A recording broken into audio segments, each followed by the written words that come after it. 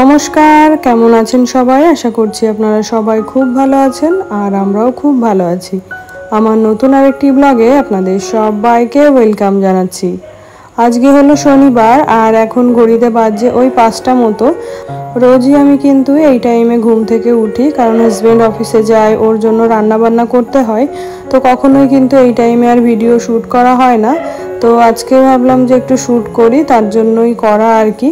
তো আজকে যেহেতু মেঘলা ওয়েদার, বাইরে বৃষ্টি পড়ছে, তো বাইরে কিন্তু এখনও আলোটা ফোটেনি, তো এখনও বাইরেটা অন্ধকারই লাগছে যেহেতু মেঘ হয়ে রয়েছে। তো এই যে ফ্রেশ হয়ে নিলাম, তো এখন ভাবছি আজকে বাথরুমটা একটু ক্লিন করব, কারণ রাতে বাথরুমে যাওয়ার সময় দেখি বাথরুমটা স্লিপ করছে, তার জন্য আর কি এখন বাথরুম ক্লিন করে আর কি স্নান করে চলে এলাম। তো আমি একটু গরম জলে স্নান করলাম, যেহেতু বৃষ্টি হচ্ছে, ট্যাঙ্কির জল ঠান্ডা হয়ে রয়েছে, আবার এত সকালে স্নান করলে ঠান্ডা লেগে যেতে পারে। তো একটু গিজারটা চালিয়ে দিয়ে গরম জল করে তারপরে আর কি স্নান করে পুজোটাও দিয়ে নিচ্ছি, কারণ এরপরে যখন রান্নাঘরে যাব তখন কিন্তু জামা কাপড় সব এঁটো হয়ে যাবে, তো তখন কিন্তু আর পুজো দেওয়া যাবে না এই পোশাকে, তো তখন আবারও স্নান করতে হবে। তো সেই জন্যই আর কি একবারে স্নান সেরে পুজো সেরে তারপর যাব এখন রান্নাঘরে ব্রেকফাস্ট বানাবো। তো রাতেই এমনি একটু ভেবে রাখি যে সকালে ওকে কি দিয়ে খেতে দেব। তো ওই যে ডাল ভিজিয়ে রেখেছিলাম, তো ডাল করব, ছোলার ডাল, আর এই তো রুটি করছি। তো আজকে আবার বাবার স্কুল নেই, কারণ ওর পরীক্ষা চলছে, তো আজকে ওর ছুটি রয়েছে, একদিনের গ্যাপ, তারপরে আবার পরীক্ষা রয়েছে। তো সেই জন্যই আর কি ওকে এখন তুলবো না। তো ভাবছি একবারে রান্নাটা করে তারপরে ওকে ঘুম থেকে তুলবো। আর এই তো হাজব্যান্ড খাওয়া দাওয়া করে রেইনকোটও পরে নিয়েছে, তো এখন বেরিয়ে পড়বে। আর এত বৃষ্টির মধ্যে বেরোচ্ছে, তো বাইরেটা একটু দেখিয়ে দিই, চারিদিকে অন্ধকার হয়ে রয়েছে, আর তার মধ্যেই কিন্তু ওকে অফিস যেতে হলো। আর এখানে আমি এই যে সকালের আর দুপুরের রান্না বান্না শুরু করে দিয়েছি। তো আজকে করব লাউ শাক, আলু আর বেগুন দিয়ে, আর করব একটু মাছের ঝোল আর ডাল। তো ভাগ্যিস মাছটা আগে থেকেই ঘরে রাখা ছিল, তার জন্য আর কি মাছটা করতে পারছি, নাহলে যা বৃষ্টি শুরু হয়েছে এই কদিন ধরে মাছওয়ালা কিন্তু কেউই আসছে না এখানে মাছ বিক্রি করতে। তো এই যে লাউ শাকটা আর আলুটা সেদ্ধ বসিয়ে দিলাম, একটুখানি ভাপিয়ে নেব আর কি।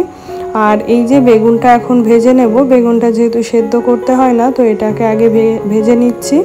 তো এই সঙ্গে আলুটা ভেজে নিলেও ভালো হতো, কিন্তু আমি তখন একেবারেই ভুলে গেছিলাম যে আলুটাও এর সঙ্গে ভেজে নেওয়া যেতে পারে। তো বেগুনটা আগে ভেজে নিয়ে তারপরে আর কি আলুটাও ভেজে নিয়ে তুলে রাখবো। ওর তো এক্সাম চলছে, আরও আজকে তো শনিবার, ওর এমনিতেই স্কুল ছুটি থাকে। তো ও যেহেতু ঠান্ডা ওয়েদার রয়েছে, তো সেই জন্যই আর কি ঘুমোচ্ছে। তো বিয়ে হয়ে প্রথম যখন এই বাড়িতে আসি তখন কিন্তু আমার হাজব্যান্ড মালদাতে পোস্টেড ছিল, তো তখন ওই সকালে রান্না বান্নাটা ওরকম ছিল না, এমনি 6টার সময় ঘুম থেকে উঠে পড়তে হতো, আর রান্নাটা একটু দেরি করে করলেও হতো। তো তখন আমার শাশুড়ি মা আর আমার যা রান্না করতো, আর আমি টুকটাক ওদের সাথে একটু হেল্প করে দিতাম। তারপরে আমাদের বিয়ের 3 মাস পরে আবার আমার হাজব্যান্ড ট্রান্সফার নিয়ে আমাদের এদিকটাই চলে আসে আর কি, শান্তিপুরে। তো তখন থেকে আবার সকালে রান্না বান্না শুরু করতে হয়, তো তখনও শাশুড়ি মা করতেন আমাকে, আমি যেহেতু তখন নতুন, রান্না বান্না অত করতে হতো না, শুধু ওদের সঙ্গে একটু সাহায্য করে দিতাম। তো তারপরে বাবাই হওয়ার পরে আর কি, বাবাই যখন একটু বড় হলো 6 মাসের, তো তখন থেকে আর কি সকালের রান্নাটা আমি করতাম। তখন আমার হাজব্যান্ড আর কি শান্তিপুরেই পোস্টেড ছিল। তো সেই যে আমার সকালবেলা রান্না করা শুরু হয়েছে, তো সেই তখন থেকে এখনও চলছে, কারণ এই যে 6-7 বছর হয়ে গেল আর কি, 8-9 বছর। তো তখন থেকেই কিন্তু আমার হাজব্যান্ড বাড়ি থেকে অফিস যাওয়া আসা করে, ওর পোস্টিংটা কাছেই হয় আর কি। তো সেই জন্য আর কি বাড়ি থেকে যাওয়া আসা করতে পারে, তাই সকালে আমাকে রান্না করতে হয়। তো হাজব্যান্ডের যেহেতু ট্রান্সফারেবল জব, তো 3 বছর পর পর ওকে ট্রান্সফার হতে হয়। তো প্রথম যখন জয়েন করে তখন আমার হাজব্যান্ড মালদাতে পোস্টেড ছিল, তো তারপরে ট্রান্সফার হয়ে আসে আমাদের নদিয়াতে। তো তারপর আবার 3 বছর ওখানে করার পর আবারও ট্রান্সফার দেয়, সেটাও নদিয়ার মধ্যেই দেয়। তো এই জন্যই আর কি ও বাড়ি থেকে অফিসটা করতে পারে, এই 6 বছর আর কি করছে। তো এরপরে আবার যখন এই নতুন ব্রাঞ্চে 3 বছর হয়ে যাবে তখন কিন্তু ওকে আবার ট্রান্সফার করে দেবে। তো এখন তো ঠাকুরের কৃপায় ভালোই বাড়ি থেকে অফিস করতে পারছে, না জানি এর পরের বার পোস্টিংয়ে ওকে কোথায় দেবে। তো তখন আবার অন্যরকম রুটিন হবে, অন্যরকম লাইফস্টাইল হবে। তাছাড়া কিন্তু যত বছর বিয়ে হয়েছে তত বছরই কিন্তু এই একই রকম রুটিনে চলছে। এই তো রান্নাবান্না প্রায় শেষের দিকে, ওদিকে ডাল শাকটা করে নিয়েছি আর এখানে মাছের ঝোলটাও করে নিলাম। তো আজকে করলাম কাতলা মাছ দিয়ে গাঁঠি কচুর একটা তরকারি। তো এই যে রান্নাবান্না কমপ্লিট, এবার রান্নাঘরটা একটু গুছিয়ে নেব। আর এখন যেহেতু বৃষ্টি নেমে রয়েছে 3-4 দিন ধরে, তো কাকিমাও আসছে না কাজ করতে। তো আজকে নিয়ে 3 দিন হবে যে কাজ করতে আসছে না। তো আমি এই যে রান্নার শেষেই বাসনগুলো মেজে নিচ্ছি। আর একটু অসুবিধা হচ্ছে, জামা কাপড় খারাপ হয়ে যেতে পারে, যেহেতু সকালে স্নান করে নিয়েছি। তো কিছু করার নেই, বাসনগুলো তো ধুয়ে নিতেই হবে, তারপরে ঘরটাও একটু মুছতে হবে। তো বাসনগুলো ধুয়ে নিয়েছি, এদিকে ঘরটাও ক্লিন করে নিয়েছি, মানে রান্নাঘরটা।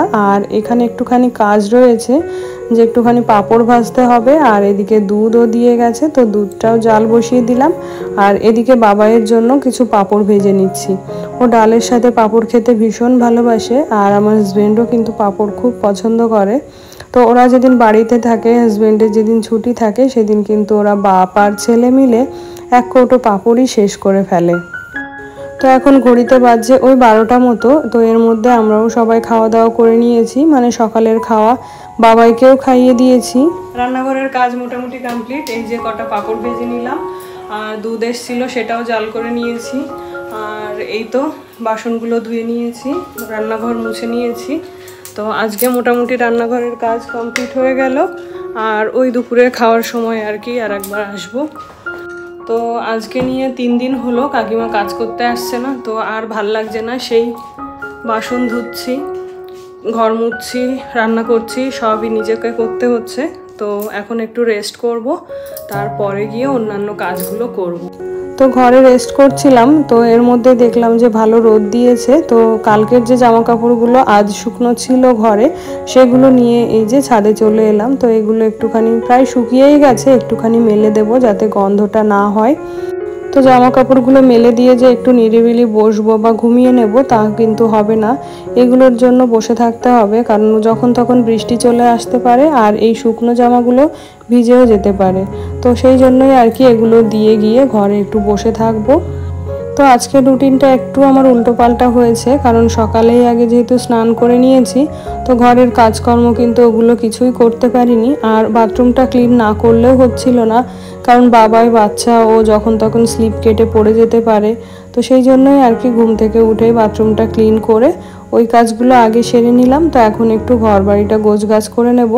আর এদিকে ঘরের জানলাটাও খুলে দিয়েছি, যাতে করে বোঝা যায় বৃষ্টি পড়ছে কি না। তো তাহলে আমি জামাগুলো তাড়াতাড়ি করে তুলে আনতে পারবো। আর গরমটাও কিন্তু খুব একটা নেই তো অন্যান্য দিনের মতো, তো সেই জন্যই আর কি জানলাটা খুলে দিয়েছি। তো বিছানাটা আমার মনে হয় সবসময় একটু পরিষ্কার পরিচ্ছন্ন থাকলেই ভালো লাগে। তো এই যে সকালে একবার করেছি এগুলো গুছিয়ে, কাজের ফাঁকে এসে গুছিয়ে গেছি। তো তারপরে বাবা একটু এরপর উঠেছিল আর কি, তো এই বিছানাটা গুটিয়ে গেছিলো। তো এখন বিছানাটা একটু ঠিকঠাক করে নিলাম। আর এখানে ওই যে ফার্নিচারগুলো ডাস্টিং করে নিচ্ছি।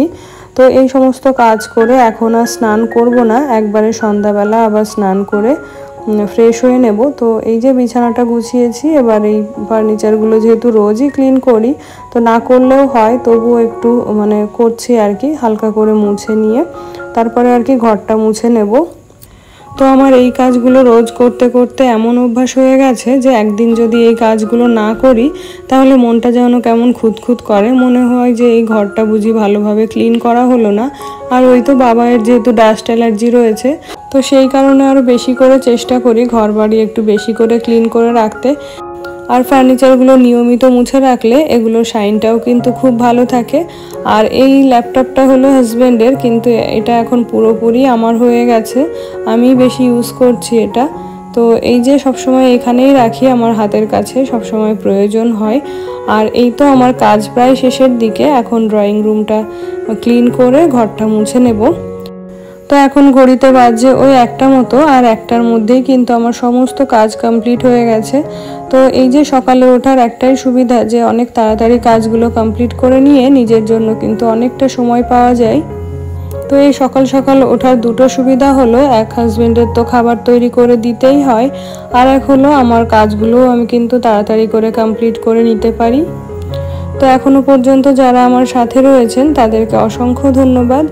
আর আমার ভিডিওটি যদি আপনাদের ভালো লেগে যায় প্লিজ একটি লাইক করে দেবেন। আর আপনি যদি আমার চ্যানেলে নতুন হয়ে থাকেন প্লিজ আমার চ্যানেলটিকে সাবস্ক্রাইব করে আমার পাশে থাকবেন। দেখা হবে আর একটি নতুন ভিডিওর সাথে। সেই সঙ্গে আপনাদের সবার সুস্বাস্থ্য কামনা করে আজকের মতো বিদায় নিয়ে নিচ্ছি। ধন্যবাদ।